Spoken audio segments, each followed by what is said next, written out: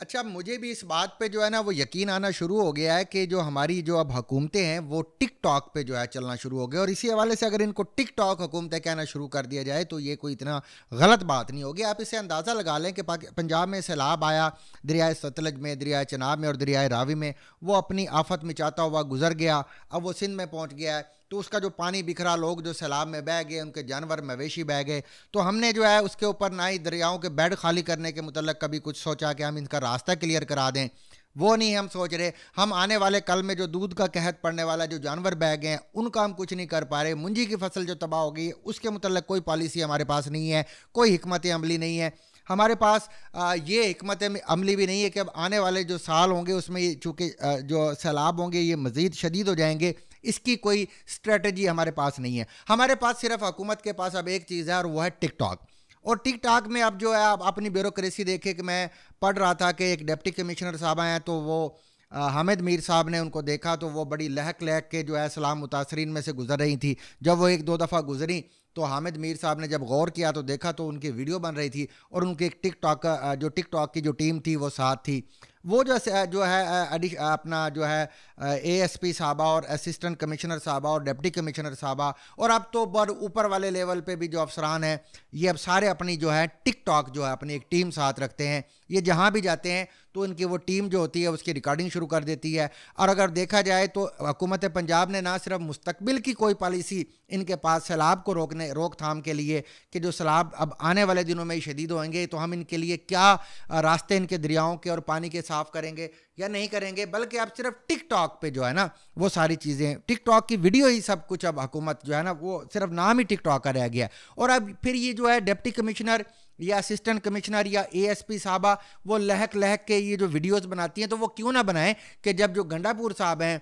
खैबर पख्तूनख्वा के जो वज़ीर आला हैं, वो भी 5-5 हज़ार के नोट देते हैं, तो साथ उनकी टिकटॉक की टीम होती है, वो बनाते हैं फिर वो वीडियो। इसी तरह जो है हमारी पंजाब की जो वज़ीर आला हैं मरियम नवाज़ साहबा, वो उनकी अगले दिन एक बड़ी वीडियो जो वायरल हुई थी कि उन्होंने एक बच्ची को गोद में उठाया हुआ था और उनसे पूछ रही थी बच्ची से कि जी आप मुझे जानती हैं कि मैं कौन हूँ, और बच्ची कह रही थी जी मैं जानती हूँ कि आप मरियम नवाज़ साहिबा हैं। और साहिबा का लफ्ज़ सुन के उनको बड़ी ठंडक और बड़ी राहत हुई और बड़ी वो खुश हुई कि ये मुझे ना सिर्फ जानती है बल्कि मुझे साहिबा भी कह रही है। मतलब देखा जाए तो अब पूरे जो हुकूमती जो मशीनरी है, चाहे उसमें पुलिस के अफसरान हो, चाहे उसमें सियासतदान हो, वज़ीर आला हो, वो टिकटॉक पे सारी चीज़ें चल रही हैं। अच्छा, पहले ऐसा होता था कि जो सियासतदान होते थे वो जो है ना वीडियोस बनाने की बजाय, अपनी खबरें जो हैं वो चलवाने की बजाय वो काम पे तवज्जो देते थे कि हमारी जब डिलीवरी होगी, परफॉर्मेंस होगी और उसके इवज़ हमें वोट मिलेगा, ना कि ये हम जाली कार्रवाइयाँ करते फिरें। लेकिन जो ही ये 45 फॉर्म और 47 फॉर्म का जो खड़ाक हुआ, उस खड़ाक के बाद तो अब मेरे ख्याल से काम की भी अब इतनी कदर नहीं रह गई है,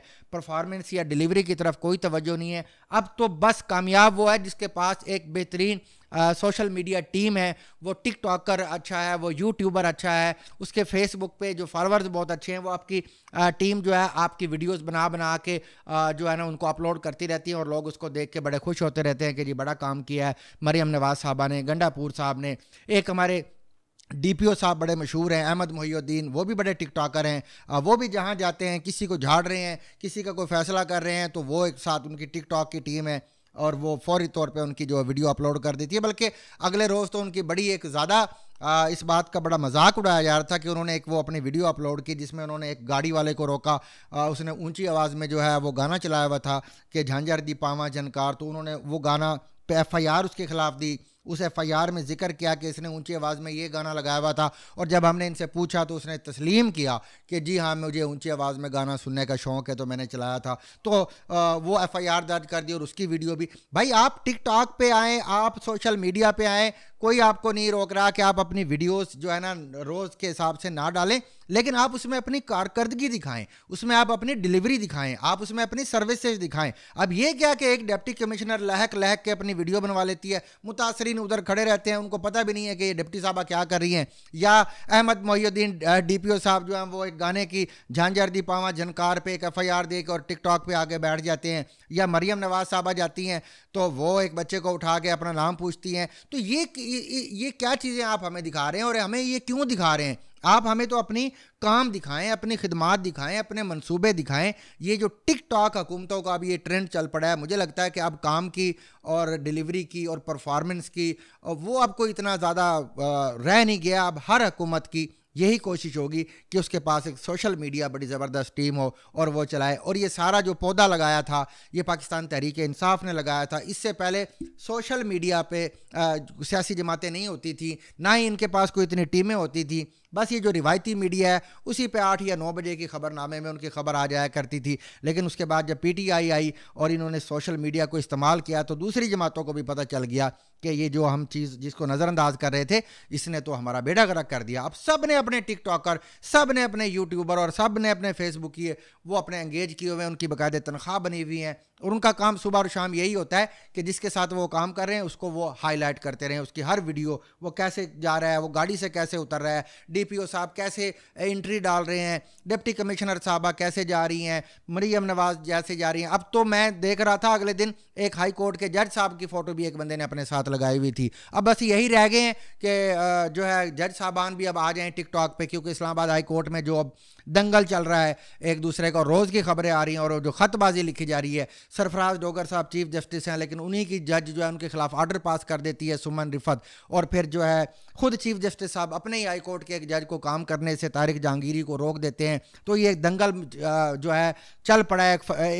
एक बहुत घुमसान की लड़ाई जो है जजों के दरमियान भी जारी हो चुकी है। कहा जा रहा है कि तारिक जहांगीर साहब की जो डिग्री है जाली है, लेकिन उसका फैसला नहीं हो रहा है। इसी तरह फैज़ हमीद साहब का भी जो आप देख लें, आप 2 साल होने को आ रहे हैं, उनका भी फैसला नहीं हो रहा है। तो फिर ये इबाम तो पैदा होता है और फिर इस इबाम में, इस खला में जो टिकटॉक वीडियोज़ होती हैं, लोग अपनी तरफ से AI से बना के वो जब डालते हैं तो वो इन खलाओं को भरती हैं और वो गलत मालूमात होती हैं। तो मेरी तो गुजारिश यही होगी कि टिकटॉक पे जो है अपने वीडियोस और ये जो यूट्यूब पे चढ़ाने की बजाय, उन पे अपलोड करने की बजाय, उनको वायरल करने की बजाय, अपने यूट्यूब शॉर्ट्स लगाने की बजाय, ये फेसबुक रील्स लगाने की बजाय आप काम तो करें ना। वो काम आप हमें दिखाएं कि ये काम मैंने किया है। अब इसके क्या आपने मेकअप अच्छा किया, या आपने कपड़े अच्छे पहने, या आपके साथ 10-15 गार्ड्स हैं, तो ये तो चीज़ें मेरे ख्याल से जो जनरेशन Z है इसके लिए कुछ वक्त के लिए तो ये बबल सा होगा, बुलबुला होगा, उसके बाद ये अफादियत खो बहेगा। और फिर जो जेन Z बाहर निकलती है तो फिर वही होता है जो नेपाल में हुआ और वही होता है जो बांग्लादेश में हुआ या फिर जो श्रीलंका में हुआ।